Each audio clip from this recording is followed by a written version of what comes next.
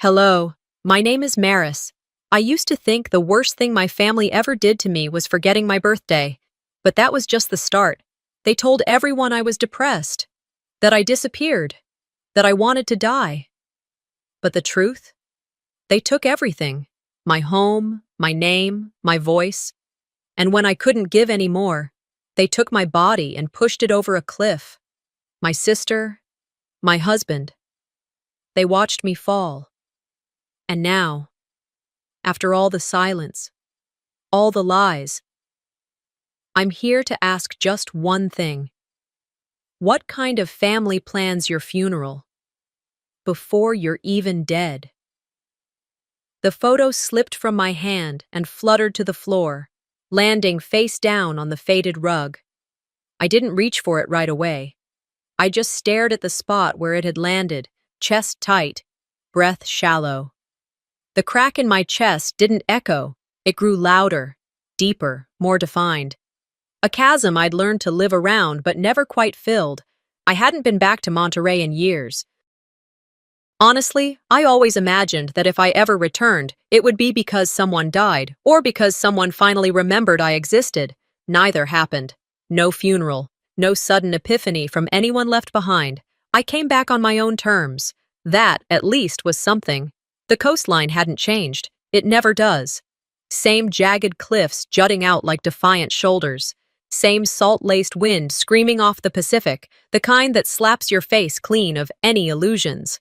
The trees still clung to the rocks like survivors. Weather-warped, but rooted.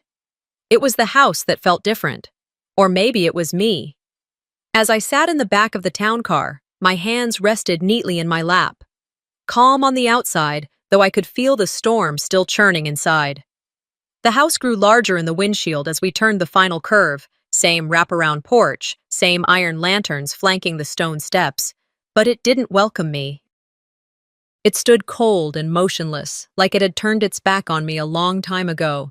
The driver didn't say much. A polite nod when he parked. No small talk, no questions. He opened the door, and I wheeled myself out, slow and steady, up the stone path I once raced down barefoot as a child. Back when scraped knees were the only pain I knew, and the house still held echoes of something resembling love. Everything was too quiet now. Not peaceful. Curated.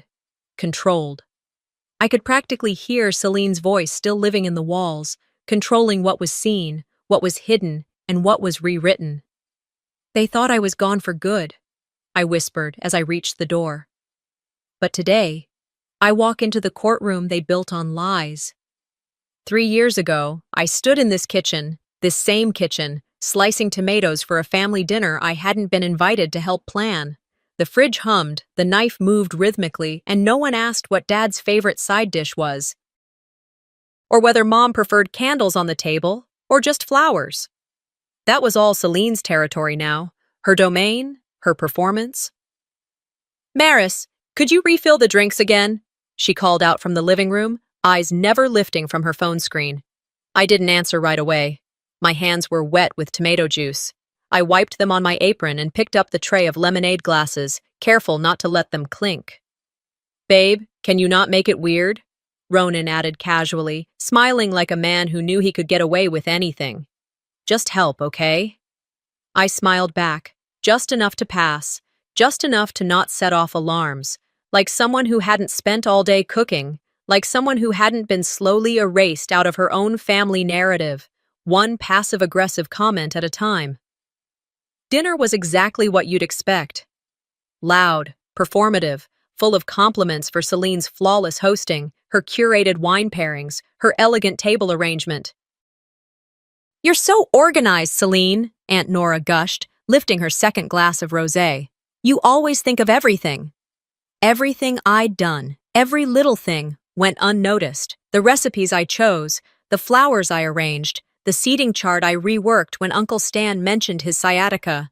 It was all hers, because she said so. I caught Ronan's eye from across the table once. Just once. He looked away. Not with guilt, with boredom. Later that night, once the guests were gone and the last spoon had been loaded into the dishwasher, I climbed into bed beside him. He was already propped up, staring into his tablet. I watched his face for a few seconds, blank, detached. "What are you working on?" I asked softly. "Just checking emails," he muttered, not looking up. That was his tone now. Casual, distant, slippery. The kind that didn't invite questions, but didn't sound cruel either. The kind of voice that leaves you doubting your instincts. I turned over, facing the wall. But sleep didn't come. So I waited. Waited until I heard the telltale shift in his breathing, the deep, steady kind that meant he was asleep, detached even in rest. Then I picked up his tablet. He hadn't even locked it. It was right there, open, a folder labeled, Plan B, Wedding Options. My heart didn't race, my pulse didn't spike, because somewhere deep down, I already knew. I clicked the folder. The first photo was of a beach. The second was of Celine, in a white gown, holding a bouquet of peonies, staring directly into the lens like she belonged there, like she knew, like she'd been waiting. I couldn't breathe, not from shock, from recognition. The puzzle pieces were old. The picture had always been forming. The way Celine's hand lingered too long on his arm. The shared glances at dinner they thought I hadn't noticed. The way she described him as the anchor of the family. A rock. Her rock. I told myself I was paranoid, that I was too sensitive, too emotional, that the unease in my gut was grief, not betrayal. But there it was, their truth, dressed in white lace and lies. I set the tablet down gently, quietly. I didn't wake him, didn't cry. I just lay there and stared at the ceiling, the same ceiling I'd stared at the night before our wedding, the same one I'd imagined decorating a nursery under, the same ceiling that had witnessed my vows, my dreams, and now, my erasure. That night, I didn't sleep. I stayed up tracing the outlines of every moment I had doubted myself, every time I silenced my own instincts because they told me to calm down or stop making it awkward. They didn't need to kill me with a weapon. They just needed me to keep questioning myself long enough to steal everything. The next morning, I made breakfast. Eggs over easy for Ronan. Oatmeal with blueberries for Celine. They sat side by side at the kitchen island, sipping coffee and laughing about an upcoming charity gala, like the world hadn't shifted beneath them. "You should come with us," Celine said, brushing a crumb from her sleeve. "You've been cooped up too long. Some ocean air might be good for you." Ronan nodded, chewing. "Yeah, it'll help clear your head." I smiled. "Sounds good," I replied, because I knew exactly what they were planning, and I needed to see just how far they were willing to go. I didn't fall apart. I did what any woman with nothing left to lose would do. I started digging. The following weeks passed like a film on mute. My body went through the motions, showering, dressing, making toast. But my mind was elsewhere, focused, sharp, dangerous. Celine had invited herself into every part of my life without asking. Ronan followed her lead, as always, but they hadn't counted on me still being here, still breathing, still thinking. 2 months after that night on the cliff, I found myself sitting in the back pew of San Carlos Cathedral, a stranger in a place that used to hold my family's most sacred memories. I remember running up the aisle during Easter services as a child, my mother hissing at me to sit down. My father's hand on my shoulder, calm, grounding. Now, they were both gone, and my name hadn't even made it into the program. Celine stood at the podium, draped in a tasteful black dress, dabbing her eyes with a handkerchief that matched her heels. Ronan sat 2 rows ahead of me, his arm gently resting on the back of Celine's seat, as if they were hosting a gala instead of mourning. I washed my mother's hair the night before she passed, I thought, staring at the back of their heads. Celine hadn't visited in months, and yet here she was, haloed by tears and applause. They spoke of legacy, of love, of resilience. No one mentioned the daughter who had sat beside our mother's hospice bed every day for weeks, the one who changed the morphine patches, who read aloud from the books Mom once adored. That daughter didn't make the cut. When the service ended, people trickled out slowly, sharing hugs and condolences, with Celine. Not me. No one asked how I was holding up. No one even made eye contact. Afterward, everyone gathered at the estate for the usual post-funeral reception. Food catered, wine flowing. Celine moved through the crowd with polished ease, accepting sympathy like a politician. Her hand always ready, her words just rehearsed enough to seem genuine. She found me standing by the fireplace, pretending to sip from a glass of water I hadn't touched. "Hey," she said, brushing non-existent lint off my shoulder. "You okay?" I nodded slowly, wary. "You understand, right? It's not about you. It's about presentation." "The last thing Mom would have wanted is drama." She smiled, tight and condescending. "We kept things simple." I forced a smile. "Simple, sure." Ronan joined us. It was a beautiful service. Celine really pulled everything together. I almost laughed. Of course she did. They moved on before I could say anything else, probably worried I'd break the mood, or the illusion. A week later, I scheduled a meeting with Mr. Halberd, the family accountant. He'd managed our parents' estate for over 20 years. I hadn't told Celine. I wanted answers before confrontation. His office hadn't changed. Still smelled like leather and old books. Still had the same framed diplomas and photos of his golden retrievers. "Maris," he said, motioning toward the chair. "I didn't expect to see you so soon." I gave a weak smile. Figured I should at least know what I've inherited. He opened a file folder and started speaking like I was made of glass. "Technically, under current documentation, the estate falls under the control of Celine Dorn." I blinked. "I thought Mom and Dad left everything split." He looked uncomfortable. "They did, but your legal status was modified after your accident. You were designated medically incapable of managing your own affairs." The words didn't sink in right away. I stared at him like he was speaking a foreign language. "Celine and Ronan filed the paperwork," he added gently. "It was official by the time you were discharged." That was the moment it clicked. I hadn't just been left out. I'd been erased, legally, deliberately. "I wasn't sick," I said, voice sharper than I meant. "I wasn't unstable. I was grieving." He offered a look of pity. I didn't need it. Later that night, I dug through a dusty box of mail I'd never bothered to open. It had followed me from the hospital to my apartment, then to rehab, and finally back here. Junk mail, mostly. But in the middle, a thick envelope from my bank. It contained notices of joint account transfers, significant amounts. Maris Blythe listed as co-owner, with Celine Dorn. Celine had gained power of attorney. She used it to move my savings, my insurance payout, into accounts I no longer had access to. She didn't even flinch while doing it. I sat at the kitchen table, letters spread out like crime scene photos. I read them again and again, making sure it wasn't a mistake, a technicality, anything other than what it was. They'd stolen from me. While I was still alive, I didn't cry. I made coffee. I didn't scream. I made copies. I didn't fall apart. I did what any woman with nothing left to lose would do. I started digging. I thought I died that night. But I was wrong. Something worse than death happened. The cold that met my skin as I regained consciousness was different. It wasn't the kind of cold that came from wind or water. It was something deeper, settled into the bones. Still, before that, there had been another cold, the kind I felt behind the wheel on Highway 267, 2 winters before the cliff. It had started like any ordinary evening, if driving your father to the emergency room in a blizzard could ever be considered ordinary. He'd been struggling with chest pain since lunch, too stubborn to tell anyone until I noticed the color drain from his face.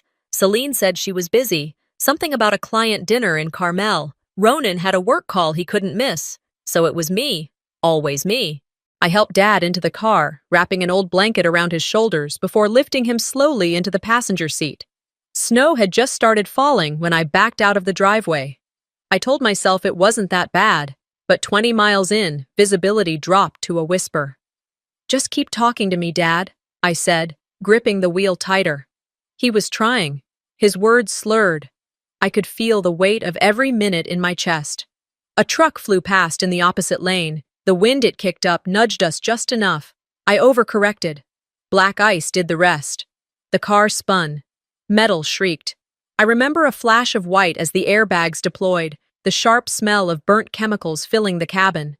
The last thing I saw before everything went dark was my father's hand still clenching the blanket as if trying to hold something together. He didn't make it. I did. When I woke up in the hospital 2 days later, they told me about the spinal damage. Words like incomplete injury, wheelchair, and mobility therapy swirled around my head like snowflakes that refused to melt. Celine came once. She stood at the foot of the bed, arms crossed, mascara untouched. "I just don't know how this happened," she said, her tone hollow. "You always took care of everything." Ronan brought flowers. Not once did he meet my eyes. That was the first time I felt it, the shift, like they'd already moved on. Still, I tried to convince myself otherwise, so when they invited me months later to get some fresh air at a small picnic near the shoreline, I said yes, against every instinct, because I wanted to believe family meant something, because I thought maybe, just maybe, there was still a version of us that could exist. The day was unnaturally bright. Celine had packed a basket, something she never did herself. Ronan was quiet, his phone mysteriously absent. We drove along the coast, the kind of ride we used to take when we were teenagers escaping the house on Sundays. Celine spread a blanket on the grass near the cliffs. We ate in silence. They tried to talk about neutral things, weather, news, a TV show neither of them actually watched. They were either apologizing, I remember thinking, or planning something. I didn't know which one scared me more. After lunch, Celine suggested a walk. The trail they picked wasn't paved. I hesitated. "It's mostly flat," Ronan said quickly. "I'll push." Something inside me flinched, but I nodded. Letting go of control had become too familiar. I told myself I was overthinking again. The ocean was loud that day, crashing against the cliffs like it was trying to warn me. The sky, though, was calm, falsely so. I should have noticed the way Celine lagged behind while Ronan pushed me forward. At a bend in the trail, he stopped. The edge wasn't far. "Mind if we pause here?" I asked, forcing a smile. He didn't answer. I turned slightly to look back. Celine stood just out of reach, hands in her coat pockets, watching. "Please, Celine, Ronan, don't—" I started. Celine's voice cut through the wind, not loud, not angry, cold. "Dead weight doesn't belong in the spotlight." And then Ronan let go. For a second, there was silence, just the squeak of the wheels and the thrum of my own heartbeat. The cliff rushed toward me, or maybe I rushed toward it. I couldn't tell. Gravity had no mercy, only momentum. I remember the air rushing past my ears, the tilt of the sky, the suddenness of the stop. And then nothing. Just dark. I didn't wake up for hours. When I did, I was cold, not shivering, but soaked to the marrow. My limbs refused to listen. I tasted salt in my mouth and blood on my tongue. The world was sideways, and for a moment I thought maybe this was what the end felt like. Quiet, aching, unfinished. But it wasn't the end. Somewhere in the distance, a voice called out. Footsteps approached, hesitant but fast. A light shone briefly over my face, then disappeared. "She's alive," a man muttered. "Thank God." I wanted to speak, to ask who he was, where I was, but my mouth wouldn't form the words. My eyes shut again before I could see anything more. Later, I'd learn it was a fisherman, an old man named Theo, who liked to walk early before his morning route. If he hadn't looked over that edge, well, we wouldn't be having this conversation. But at the time, all I knew was the pain in my spine, the burning in my lungs, and the echo of Celine's voice. Dead weight. It clung to me, even as strangers lifted my body and carried me to help. Even as sirens wailed and machines beeped and doctors whispered in worried tones. Dead weight. That's what they saw me as. That's why they let go. But I wasn't dead. And I wasn't weightless either. I was rising. I stopped healing that day. I started preparing. The hospital room was quiet, except for the steady beep of a monitor to my right and the distant hum of a floor polisher somewhere down the hallway. My eyes drifted to the clock above the door. It was nearly 3 a.m., though you'd never know it from the bright fluorescent light leaking through the gap under the door. I'd been conscious for 3 days. At least, that's what the nurses said. At first, I couldn't speak. My throat was raw from salt water and disuse. Even when I finally could whisper, no one really listened. The staff spoke gently, but their eyes betrayed something else. Unease, like they'd been warned. The first nurse who came in called me honey, like I was 5 years old.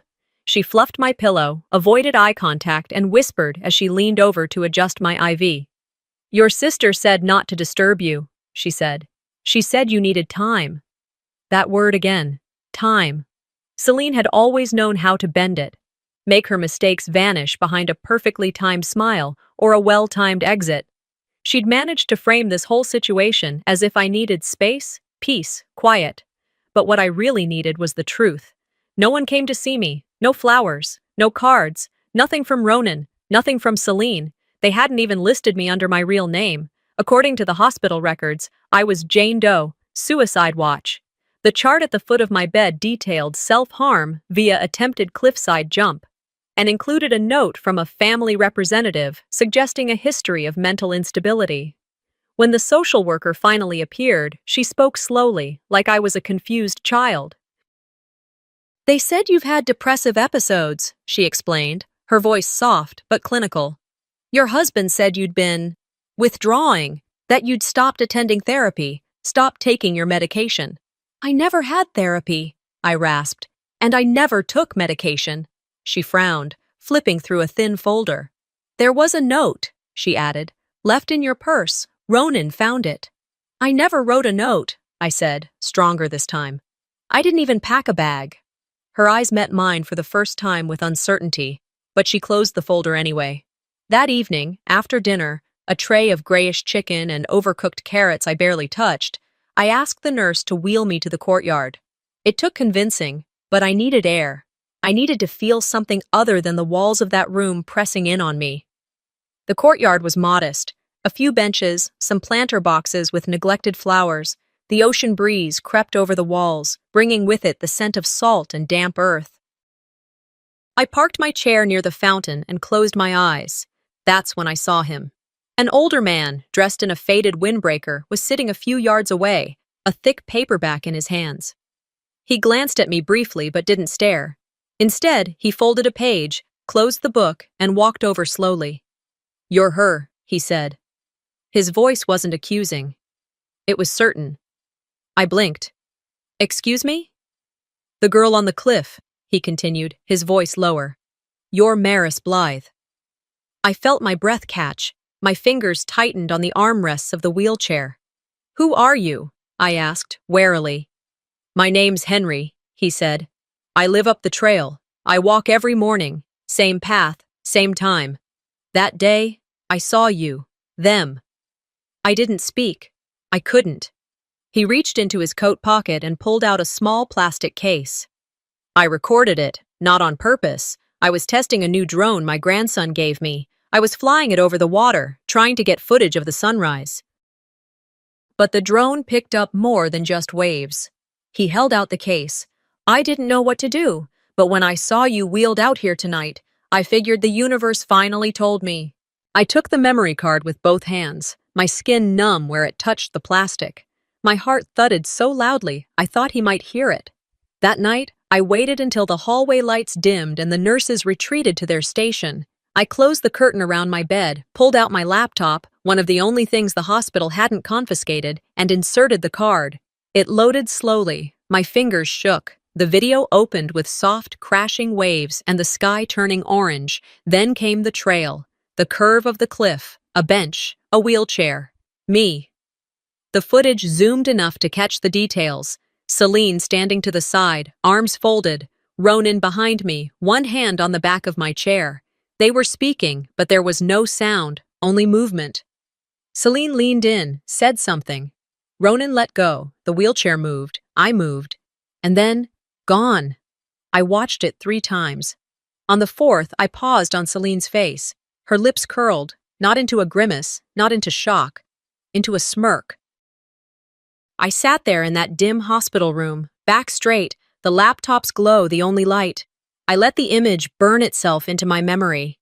They thought no one saw, I whispered, but someone did, and now I see everything. They built a cage around me. Now I'm forging keys, and I'm not the only one watching. It started with a TV segment. A quiet Sunday morning, I'd just finished my second cup of decaf and was waiting for the nurse to return with my medication. The volume on the wall-mounted television had been left low by the previous patient, but I recognized Celine's voice before I even saw her face. There she was, picture perfect, on the local morning show, seated beside a host with polished teeth and a voice too syrupy to be real. The headline beneath them read, "A Sister's Strength, How Celine Dorn Became a Beacon After Tragedy." I froze. She was talking about me. About the accident. About how she'd been doing everything in her power to support me through my mental health challenges. Her words were measured, careful. Just enough empathy to sound noble, just enough distance to avoid accountability. "I miss her," Celine said, eyes misty. "She's alive, yes, but not the way she used to be. It's like I lost her twice." The camera panned in as she lifted a hand to her collarbone. And there it was, the necklace, my mother's final gift to me. I'd been wearing it the day Ronan pushed me over that cliff. It had fallen from my neck as I plummeted, and I never saw it again, until now. "She's wearing it," I whispered. The nurse glanced over. "Sorry?" I shook my head. "Nothing." But it wasn't nothing. Celine had taken the last thing my mother gave me and paraded it around on TV like a medal she earned for surviving my supposed breakdown. Like I was her burden to bear. My stomach churned, but I didn't look away. I stared at the screen, rewinding the DVR feed and zooming in. My fingers trembled as I paused the image. Same chain, same locket, same scratch from where I dropped it during a fight with my mom that we never fully made up from. And then, it clicked. I opened the footage Henry had given me. This time, I didn't just watch for the moment Ronan released the brakes. I watched everything, frame by frame. There it was. As the wheelchair began to roll forward, the necklace lifted, caught in the air for a second like a ribbon in the wind. The camera caught it, my necklace, mid-flight. And now, she wore it. She wore my proof to her own celebration, I muttered. That's not bold, that's sloppy. That night, while the rest of the rehab floor slept, I scrolled through social media with one hand and scribbled notes with the other. I made a list of names, reporters who had once covered local corruption, bloggers with a history of exposing family scandals, even a true crime podcast that had previously investigated questionable deaths in Monterey. Then I opened a small wooden box I kept under my bed. Inside was a stack of letters I never sent, and one I had only just received. It was from Margaret. Margaret had been my patient years ago, back when I worked in long-term care. A stroke survivor with brittle bones and a sharper tongue than anyone else on the floor. She'd had no family, no visitors, and a mouth that could ruin your whole afternoon if you weren't careful. But we'd connected. Somehow, I made her laugh, and she made me stronger. The letter was short. "They say you lost your mind, but I remember who you were to me. You were my anchor, Maris. If they can't see that now, I'll make sure they do." Attached was a scanned copy of a handwritten statement Margaret had posted publicly, on her social media of all places. One of her former caregivers had helped her upload it, and it had already started making the rounds. The post read, "I was in a hospital bed, helpless, when Maris Blythe walked into my life. She didn't just care for my body, she restored my spirit. The media says she's unstable. I say she saved me. And if my voice still counts for anything, I use it now to defend hers." The post had hundreds of shares within a day, then thousands, and people started talking. A local journalist reached out through a rehab staff member. She wanted to meet. She'd seen the clip Henry had provided, leaked anonymously to her inbox. She wanted to verify its authenticity. Suddenly, Celine's pristine image began to blur. Under a thread titled "Justice for Maris," people posted screenshots of the video and stills of Celine on TV. Side-by-side comparisons of the necklace, quotes from Margaret's letter. Someone even found a cached version of the medical report that listed me as unstable, yet conveniently included no psychological evaluation. For the first time in months, the air around me felt different. It wasn't just about me anymore. This wasn't just about being seen. It was about being believed. Celine had spent years curating an identity, a selfless sister, a corporate powerhouse, a woman of grace and grit. But Grace doesn't smirk when her sister falls off a cliff. I wasn't naive. I knew the world didn't turn on one post or one video. But I also knew this. Celine built her career on controlling the story. She wouldn't survive the truth, and the truth had finally found its way out. I warned them. But some people only understand consequences. The days that followed felt like moving through a hallway lined with doors, and each one opened a little wider than the last. Word was spreading. The video clip had made its rounds, not just the raw footage from Henry's drone, but an edited version someone, maybe a sympathetic nurse or volunteer, had turned into a short video online. The voiceover was mine. Not from an interview, not from a prepared statement. Just a recording I'd made on my phone weeks earlier, talking to myself in the dark, back when I still wasn't sure if anyone would ever hear me. I wasn't depressed, I had said, barely above a whisper. I was discarded. I didn't fall. I was erased. That single line was set to footage of waves crashing, the curve of the cliff's edge, and then, frame by frame, the wheelchair rolling forward, still shots of my hospital bed, the bruises, the fading IV marks. A silhouette of Celine at her charity gala, smiling, necklace catching the light. Justice for Maris started trending within hours. The rehab center was buzzing. Staff walked past me with nervous smiles. One orderly gave me a subtle thumbs up. The receptionist, who hadn't said more than 10 words to me in the last 2 weeks, suddenly offered me herbal tea and called me Miss Blythe. Then, 2 days later, Calder Venn showed up. I'd almost forgotten what it felt like to speak to someone who didn't doubt me. We met in a small private office on the 2nd floor of the rehab center. He looked younger than I remembered, worn in the eyes, sharper in the shoulders. The suit wasn't expensive, but it was clean, honest, like him. "I've been following everything," he said, not wasting time. "The footage, the letter, the interviews. People are listening now," I nodded. "Good. But I need more than attention." "You need action," he finished. "That's why I'm here." We spent the next hour going through my notes, dates, transactions, voice memos. I handed over everything I had, Henry's full footage, screenshots of the necklace, the letter from Margaret. He listened carefully, didn't interrupt. When I finished, he leaned back in his chair and looked me dead in the eye. "You're not crazy," he said, "and they're not careful. Let's make this official." By Friday, the lawsuit was filed. Attempted murder, financial fraud, emotional abuse, civil for now, but with enough teeth to draw blood.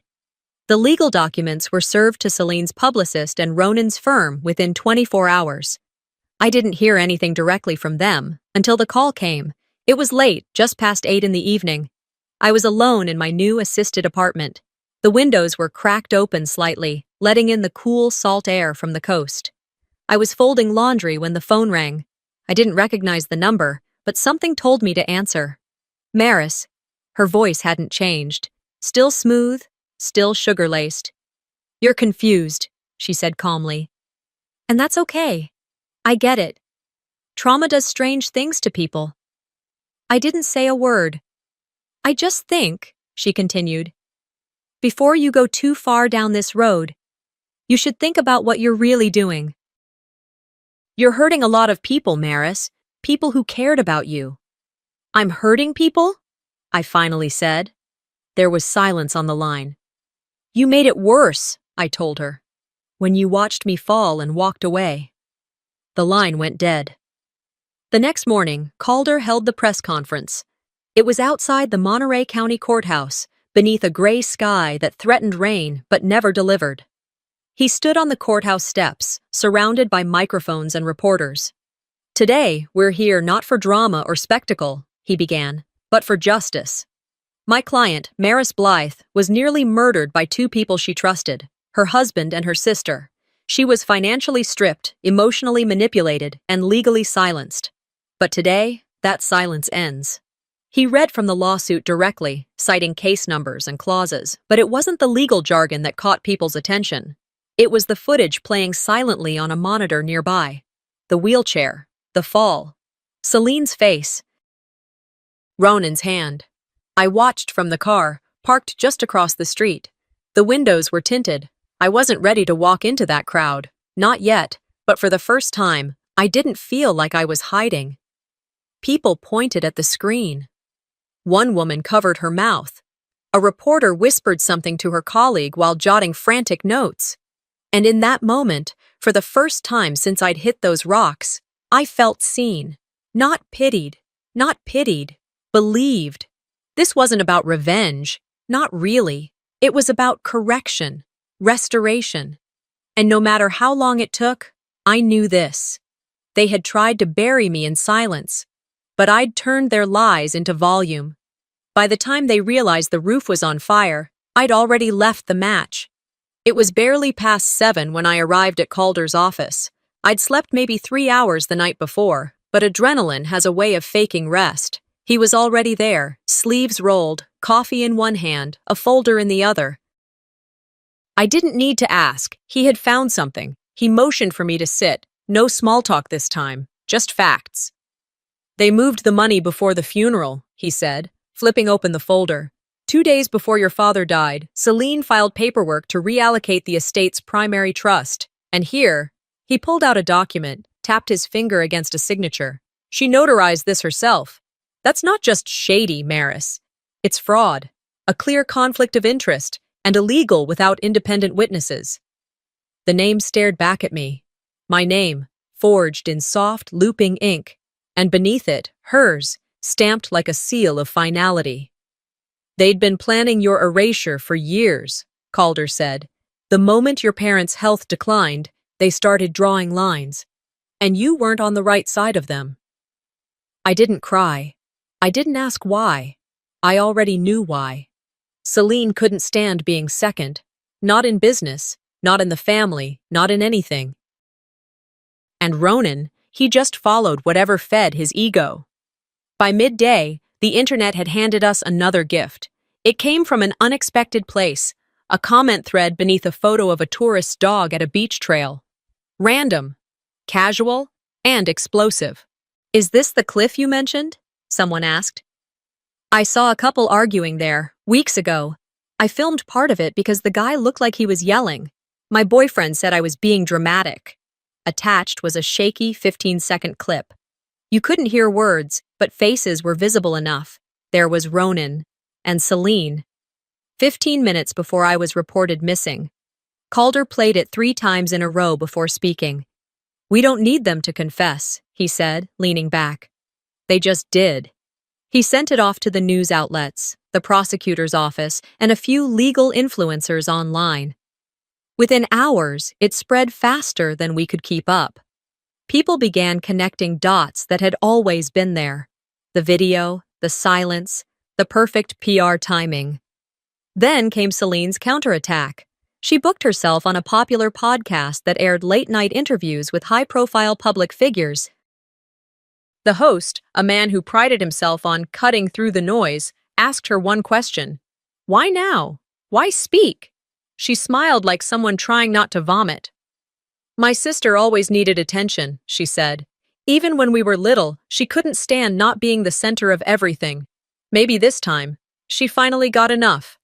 It was a calculated move, reframe me as the unstable one, reinforce the idea that my trauma was manufactured, a long game for pity, but the internet wasn't buying it anymore.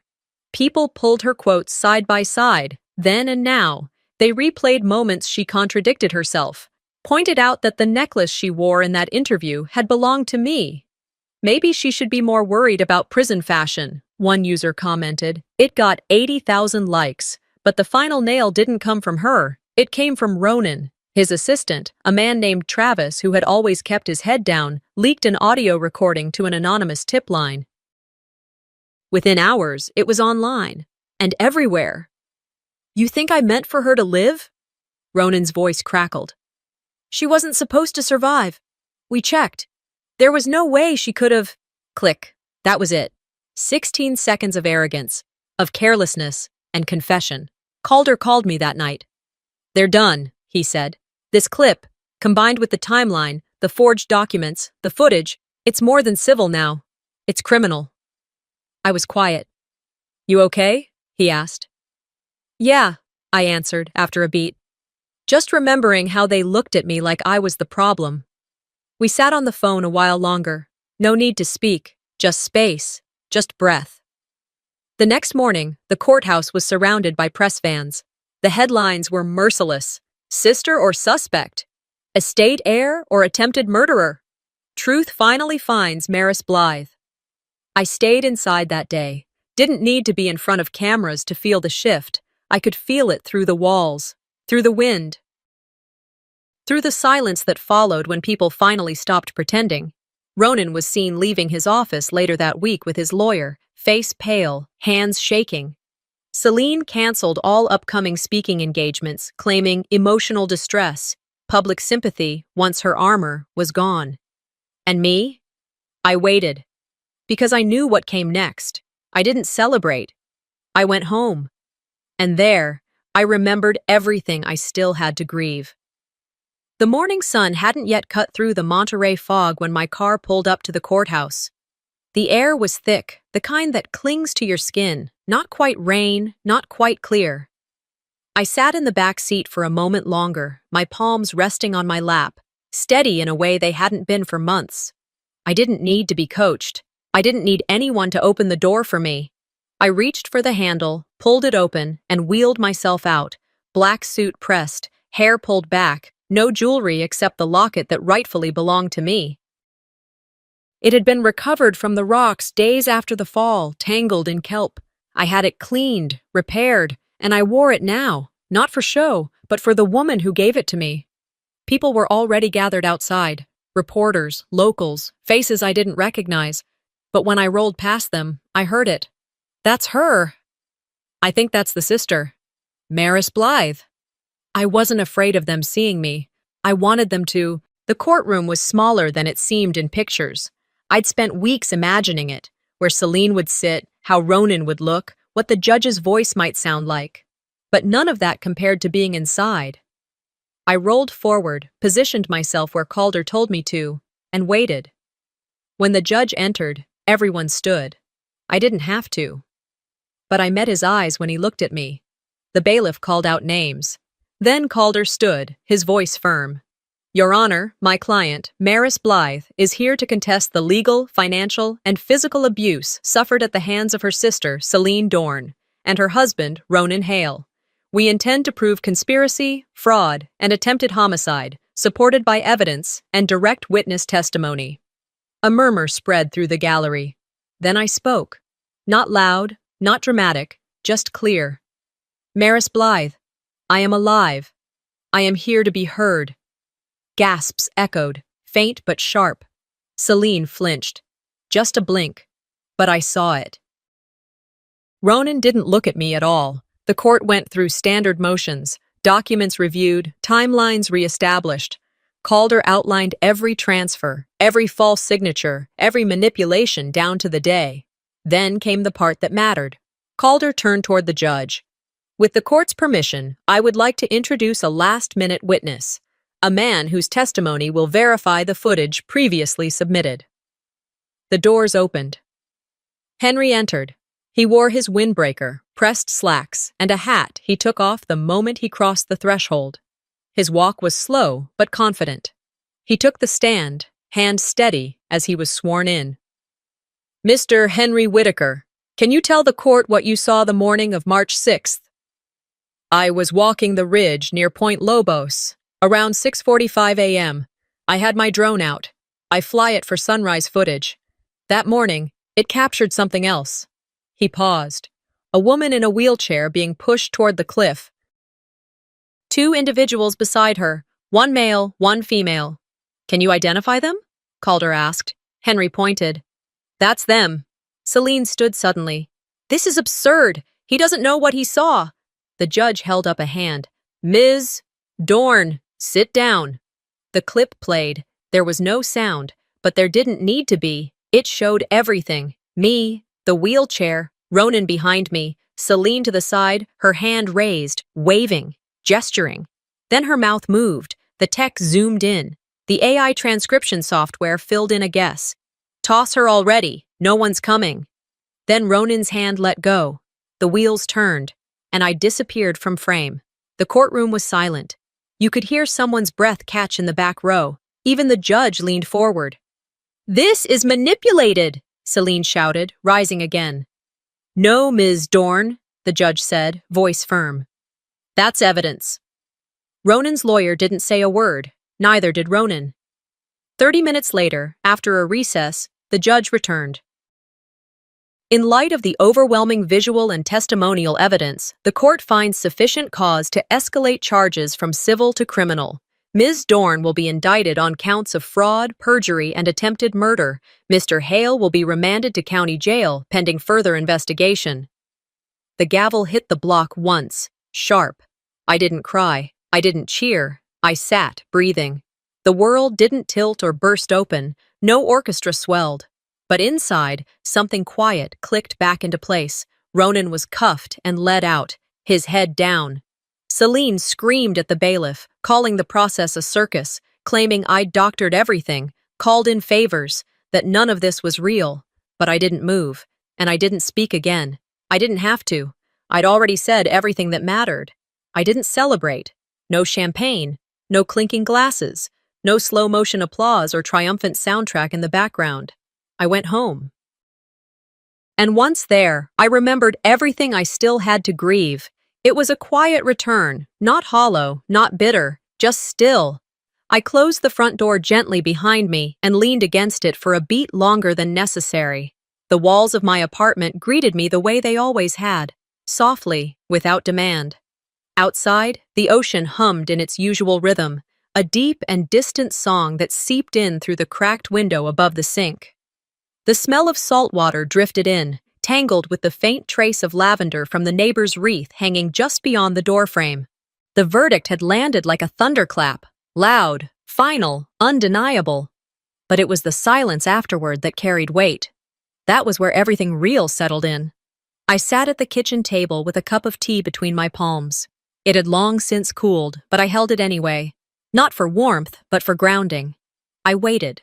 For something I couldn't quite name. Closure? Peace? The sudden lifting of all the heaviness I'd carried. It didn't come. And maybe that was okay. The next afternoon, Calder came by. He didn't knock twice. Just a soft rap and the quiet sound of his key turning in the lock. We'd exchanged them months ago, more out of convenience than commitment, though lately, he'd taken to treating mine with a kind of reverence. He stepped in, carrying a thin stack of documents and a familiar expression, careful, kind, but with something harder underneath. The kind of look people wear when they know victory tastes different than expected. It's all official, he said, placing the papers on the counter like they might break if he moved too fast. Ronan's in custody. Celine's under house arrest. The federal charges are lined up. Fraud, conspiracy, attempted murder. I stared at the tea again. I won, Calder, I said. My voice didn't shake, but it didn't hold pride either. But this doesn't feel like winning. He didn't try to correct me.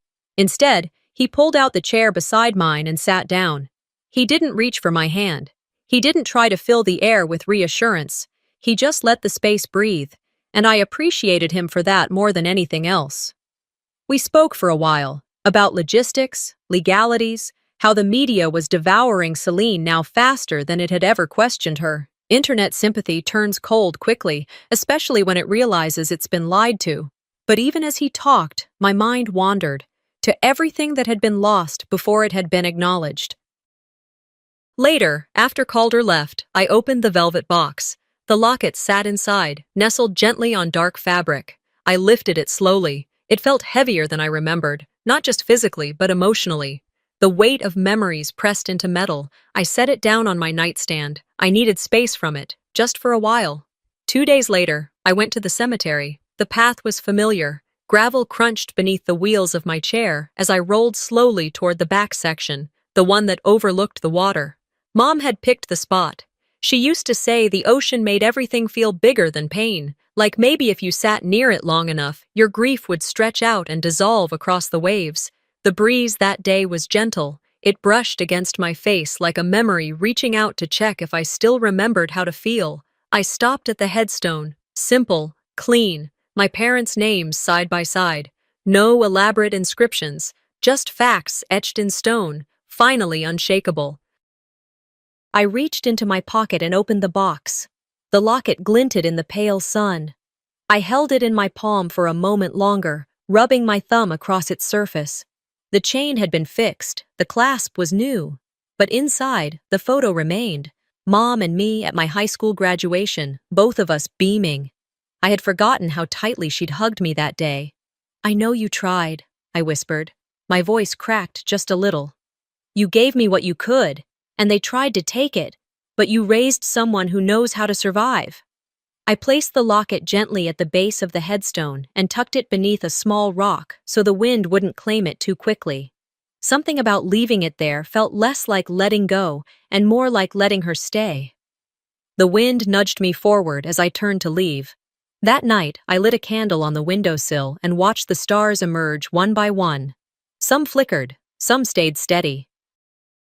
None demanded attention, they just existed, quietly asserting their presence. Among the stack of mail on my table sat a pale blue envelope I hadn't noticed earlier. No return address. The handwriting on the front was unfamiliar. I opened it with the letter opener I kept for bills and hospital paperwork. Inside was a single page. "Dear Maris, I don't know if you remember me, but I remember you. I was a student nurse on rotation when you worked at Greenhaven. You trained me. You told me that listening was more important than speaking, that silence could be powerful, but it should never be used to hide. I watched your trial. I watched how you carried yourself. You made me believe that silence doesn't mean surrender, that survival can be graceful. I'm applying to nursing school next month because of you. Thank you, Lena." I read it once, then again. Then I folded it gently and placed it in the drawer where I keep only the things I refuse to lose, not out of fear, but because they remind me why I stayed. The next morning, I filled out the first page of an application for a trauma-informed counseling certification.